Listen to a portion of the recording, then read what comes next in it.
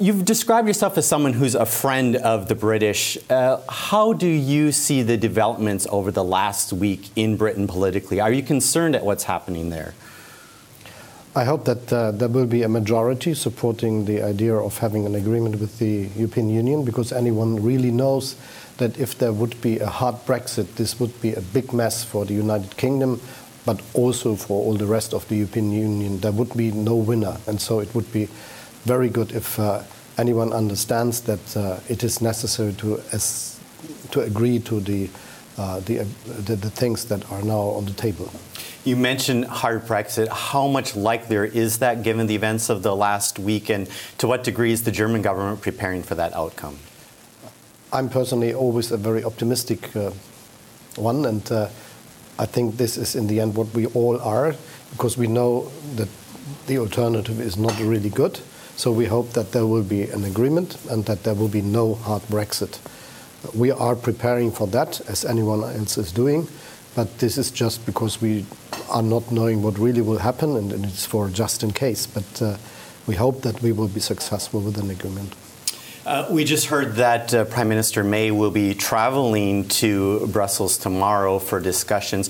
To what degree do you still see any wiggle room for more discussion over the agreement that's on the table to potentially make it more palatable for people in the UK? It took really a long time to get where we are, and I think it is now more worthwhile to discuss about how there could be a majority in the parliament. And what about the political agreement? We're supposed to hear more about that today. What is it that Germany wants to see in that? We want to have a good relationship with the United Kingdom, between the European Union and all the British people after the Brexit. And we know that we will be neighbors, that we will be together on this European continent, and that we will have common perspectives, even if we are not together in the European Union, and this is what is leading us. You've played a leading role in the discussions over the Eurozone budget. You were just in Brussels yesterday and said that you say that you're an optimist. You said yesterday you're optimistic as well that this was going to happen.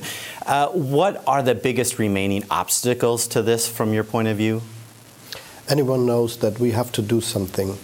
After the big economic crisis we had 10 years ago, after the bankruptcy of Lehman Brothers, a lot of things changed. We have now this European stability mechanism. We have, as a resolution mechanism for banks, we have a better supervision, we have better rules, but there is still something to do which makes it feasible that in the European Union that will have 80% of GDP produced in euro after the Brexit, we have the instruments to act in a difficult situation. One of them is a Eurozone budget, which was proposed by the French president, and now we found a way how this could be acceptable for all the Eurozone members, but also for the other states within the European Union. One of the complaints from some of the member states is that the proposal isn't detailed yet enough. When can we expect that there would be more sort of meat on the bones here? And to what degree is Germany willing to contribute to this from a financial point of view? We agreed already in the French-German government meeting in Meseberg this year that it should be within the framework of the European Union. And now we agreed about the idea that it should be part of the European budget. So this will start in 2021, the next 7 years period. And this is the time when we have to take the decisions about the size and things like that. The more important step was to make it that we are doing a proposal which is linking it to the budget. And this makes it more promising that there will be a big support. Turning to Italy, do you think that the Commission can persuade Italy to reduce its debt without imposing penalties? And if they have to go down that road, do they have the political will on the Commission side to do that? Even if we are together in the European Union and if we are together in one currency, there is a lot of things which is in the end part of the responsibility of the different states. And to deal with a debt of 130% of GDP, which is the task of any Italian government, is something much more difficult as if you act in a situation that is completely different. So it is not just the European Union giving friendly advices about what to do and to be aware of the situation, but it is also the Italian government, the parliament, and anyone else that has to think about that situation.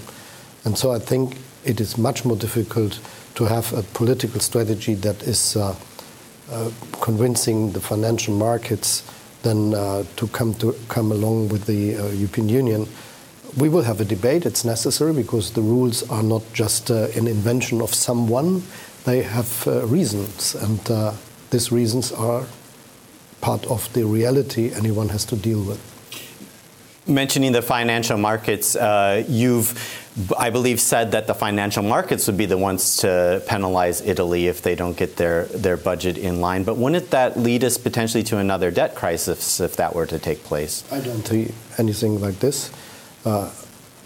There is a big support for the European Union in Italy. There is a big support for the euro.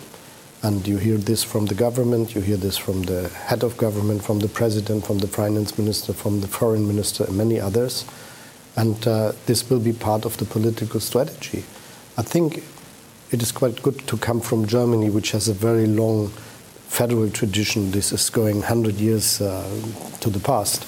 And we know that we have to deal with the situation that any day there is a different government somewhere, and we should be able to deal with a situation like this.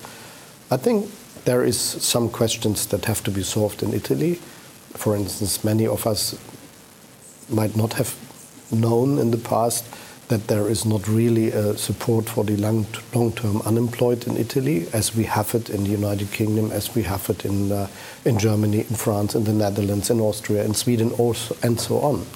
And thinking about that question is nothing that you cannot understand. The more important question is how to put this into a strategy, a national strategy that fits to the abilities you have and that is according to the needs you have to look at if you have a sovereign debt of 130% of GDP. Sticking with reforms in Italy, have Italian banks done enough to get their balance sheets in line and to reform themselves? They did a lot. So there is progress that we can see, looking to the past and compare it to the situation today. There's still something to do, but it would be not a right view on the Italian banks if we would say that there is nothing happened. A lot of progress was made. Turning to the banks in Germany, there's been a lot of discussion here about the need for consolidation and that Germany needs a national champion. What is your view? I think that the financial industry, the banking sector, must fit to the industry and the economy the banking sector is serving for.